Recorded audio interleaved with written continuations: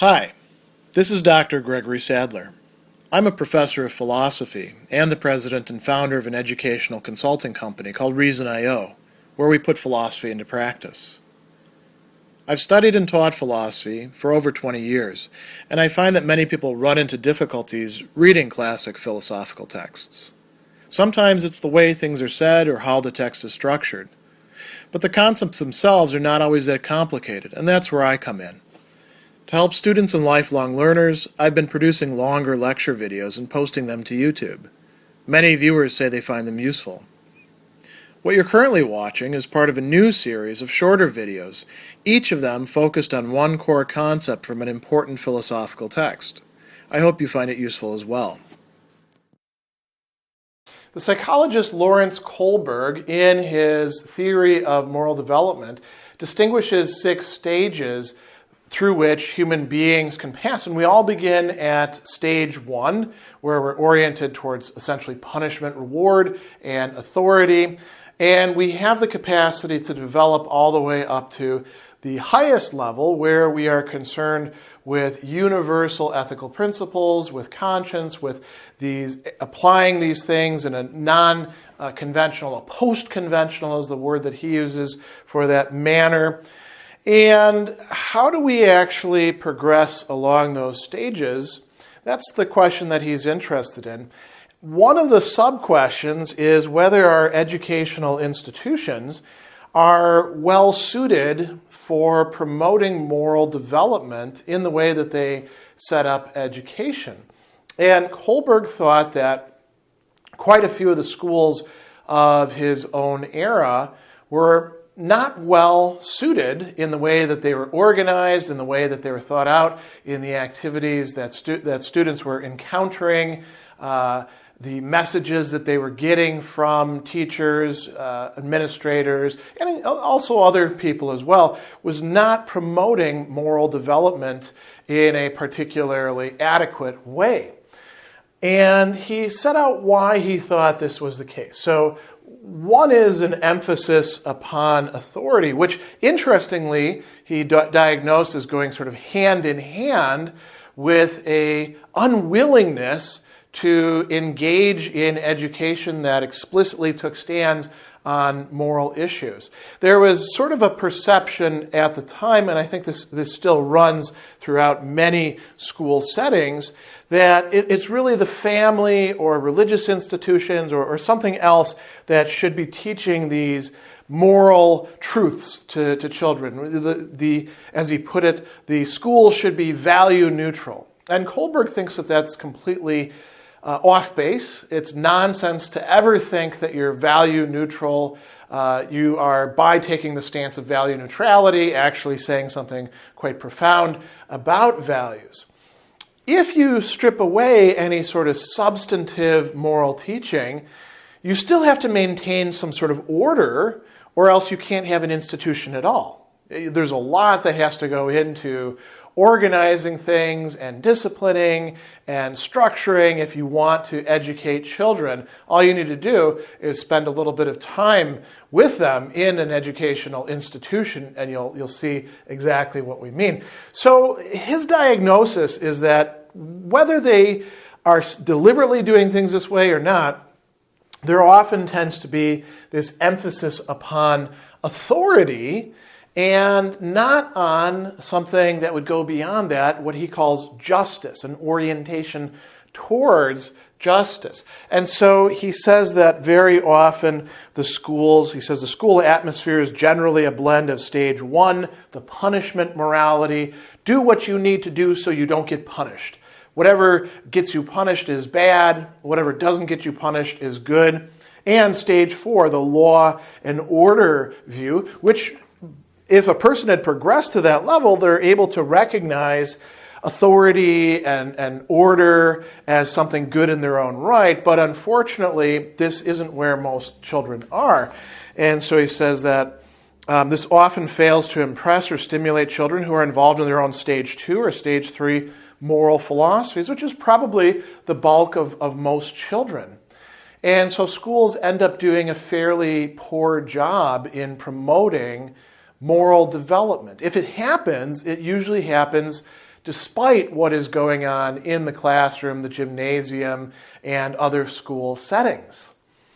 Kohlberg thinks that schools really need to, as he says, take moral questions seriously, that it should be an integral part of education and not just look for or promote the right answers. And there's many ways of doing this. I should mention that, whatever side of the political spectrum you're on, there's a tendency to think that the other side in education is carrying out indoctrination in the right, and we're putting right in quote marks, right, to show that we're being ironic about it, right answers.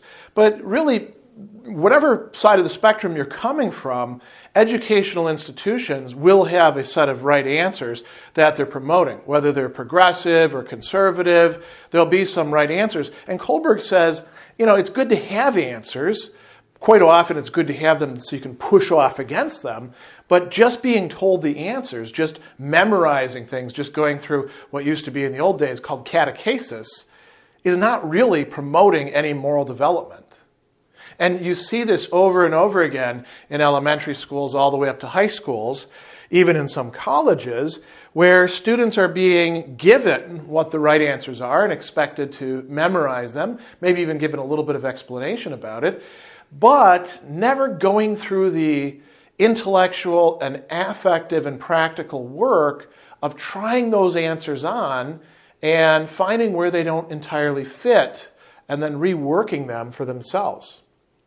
The other thing that he criticizes schools for, and again, this goes back to the question of value neutrality, is that instead of using concepts like moral education, he says they use terms like socialization or acculturation or citizenship, and these have been used to refer to the moral impact on students. What is his problem with that? He says these terms ignore the problem of the standard or principle of value implied by such terms.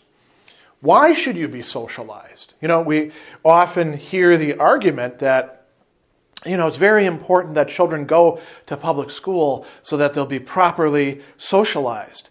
Well, sometimes they are socialized in horrible ways. If they just simply encounter bullying that's never punished or addressed, what lessons are they actually learning? Socialization is not by itself automatically a good thing.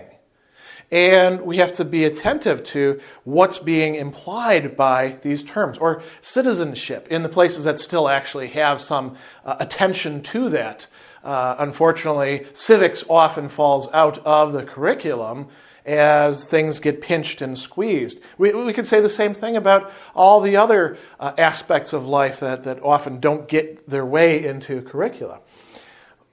Kohlberg thinks that, instead of just focusing on these ideas like socialization or citizenship, we should just come straight out and say the school, like the family, like the workplace, like every other institution within modern society, is a place where moral education should be taking place. And if it's not taking place, it's going to take place, but it's going to take place poorly. The wrong modes of moral education are going to take the place of things that would be more productive.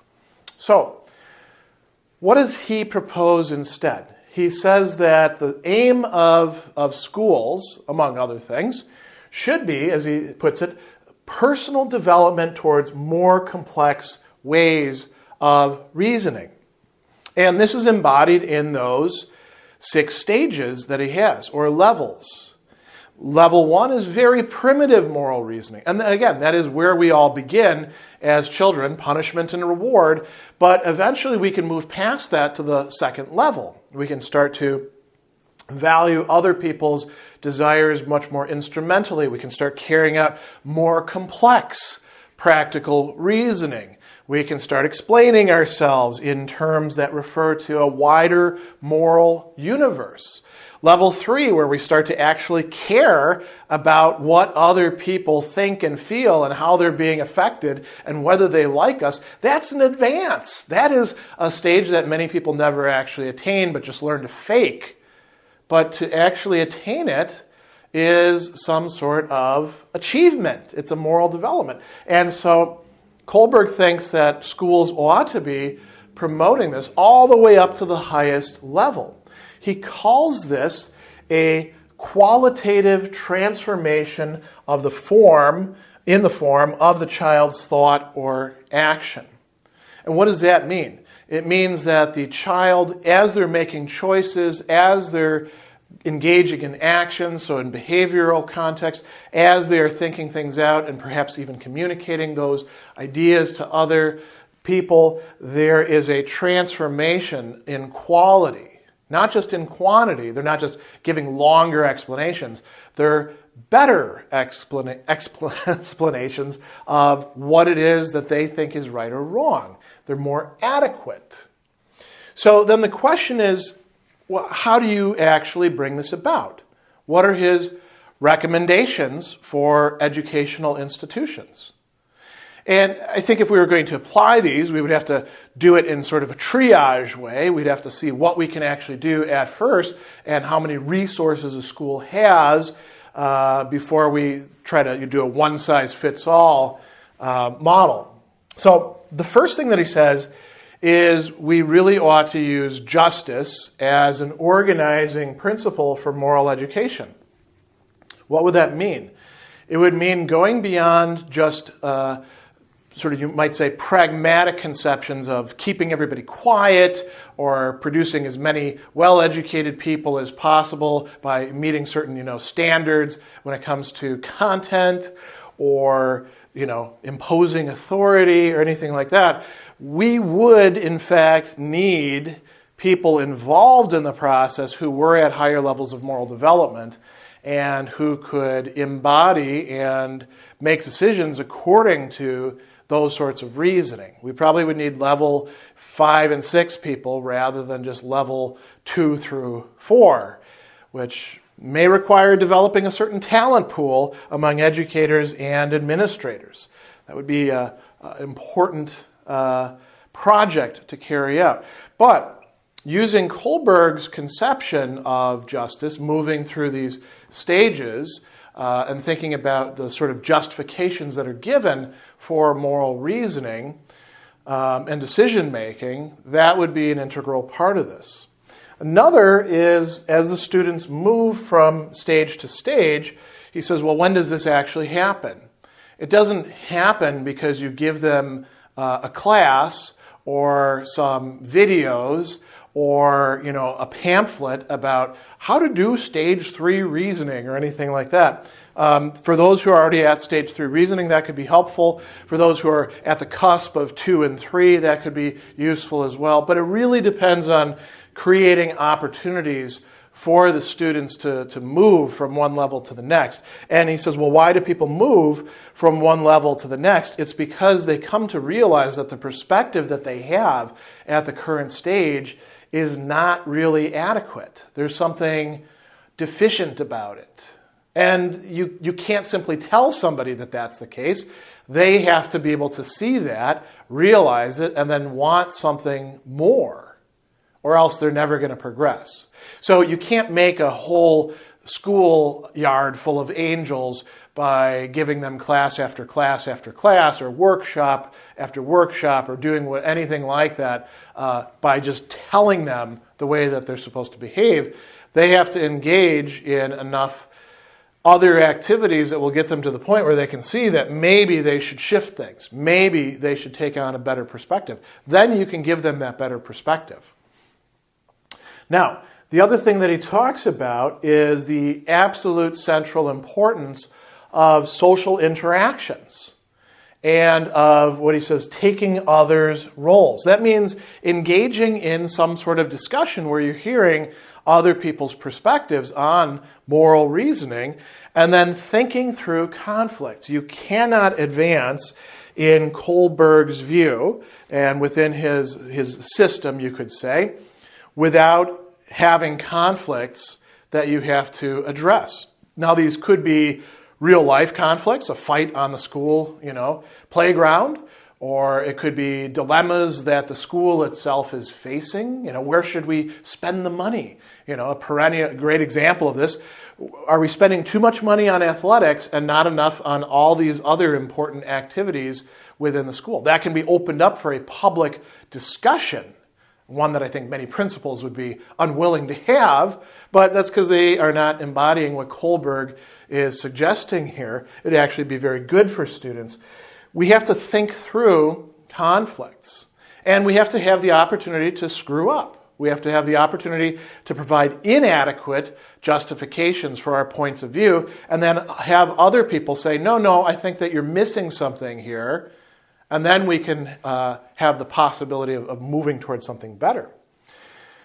He thinks that schools should be set up less to give all the right answers and more to promote thinking. Now, it's not to be a sort of contentless, open-ended, how do we all feel? Let's make a drum circle and share all of our ideas, and nobody's right and nobody's wrong. Instead, he thinks, no, we need to help students actually consider the inconsistencies and inadequacies in their moral frameworks and in those of others within whom they may see themselves. So there is definitely some right and wrong being used here, but that's not the ending of the discussion. Rather, it's part of the discussion. And so Kohlberg here, I've been drawing on this moral developmental review of the theory piece, but he talks about this in many other places, is sketching out for us what genuine moral education might look like, as opposed to the unfortunate facsimiles or absences of it that we often tend to provide to our students.